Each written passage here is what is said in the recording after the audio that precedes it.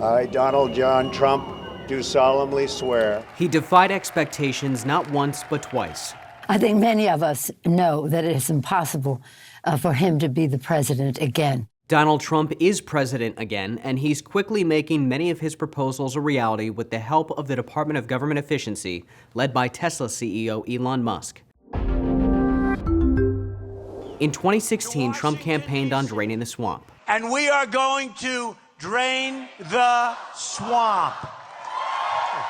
Now he's trying to soak up any remaining moisture. They have shrunk the federal workforce by 260,000 employees, canceled more than 12,000 contracts, and significantly reduced agencies like USAID and even the Department of Education. In his first term, President Trump had to learn the intricacies of the presidency and federal government. Now, not only does he have 4 years' experience under his belt, he's had 4 years in between to prepare. He got right to work, signing 137 executive orders compared to 55 in all of 2017. The executive orders cover pretty much everything: defense, trade, tariffs, government administration, social issues, foreign policy, education, healthcare, and immigration. Many align with the Heritage Foundation's Project 2025, a 900-page all-encompassing playbook for a conservative administration. Trump distanced himself from the project when it was released in 2023. I don't know what the hell it is, it's Project 25. But the parallels are clear. Project 2025 said there should be a biological binary meaning of sex. Trump signed an executive order on day one making it federal government policy that there are only two sexes, male and female. Project 2025 called for a hiring freeze of career government officials. He did that too on his first day in office. Project 2025 called for new offshore oil and gas leases. The Interior Department is holding a lease sale for petroleum deposits in the newly renamed Gulf of America. In addition, the project's architects have prominent jobs in the White House. Lead author Russell Vought is the director of the Office of Management and Budget.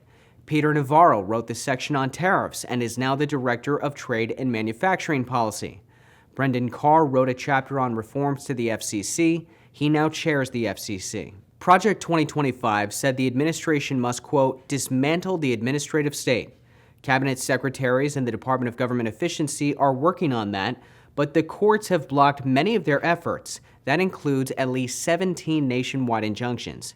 In key cases, judges he appointed ruled against him. For instance, Judge Trevor McFadden said the White House removing the Associated Press from the press pool is a, quote, brazen First Amendment violation. Supreme Court Justice Amy Coney Barrett joined the High Court's liberals in requiring the administration to make $2 billion in payments to USAID contractors. That's been a point of frustration for Trump because he prioritized reshaping the federal judiciary during his first term. From 2017 to 2020, Senate Republicans confirmed 234 judges to lifetime appointments, including 3 Supreme Court justices. Trump promised to appoint conservative judges and followed through, and that's been a theme of his presidencies. He makes big statements that are controversial, questioned, and sometimes doubted, but he finds a way to pull it off.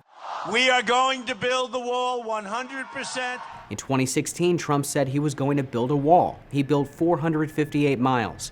In 2024, he said he'd secure the border. Illegal crossings are down more than 90% compared to this time last year. In 2024, Trump said he would pardon January 6 rioters. He pardoned all of them, nearly 1,600, including those who assaulted police officers. In 2016, Trump said he would end NAFTA, the free trade agreement between the U.S., Mexico, and Canada. He replaced it with a new trade deal, the USMCA. In 2024, he said he'd close the Department of Education. That's in progress. In 2016 and 2024, he said he'd raise tariffs on goods imported into the United States. He also told voters during both campaigns that he would broker world peace by ending foreign conflicts and pulling American troops out of combat. During his first term, he negotiated a deal with the Taliban to get all U.S. troops out by May 1, 2021. The withdrawal, which left 13 U.S. service members dead, was overseen by the Biden administration after Trump left office. In his second term, President Trump is vowing to end the war in Ukraine, but that at times has been contentious. First of all, during the war, everybody has problems. Even you, but you have nice ocean and don't feel now, but you will feel it in the future. God bless. You don't know that. God bless. You don't God know bless. that. You will not have a war. Don't tell us what we're going to feel. We're trying to solve a problem. Don't tell us what we're going to feel. I'm not telling you. Because I'm you're in no answering on this position to question. dictate that. Remember this. Still, the White House has top administration officials, including Secretary of State Marco Rubio, negotiating with both Russia and Ukraine to reach a permanent ceasefire. Despite the effort, fighting and airstrikes continue. I'm Ray Bogan for Straight Arrow News. For more reporting, download the SAN app.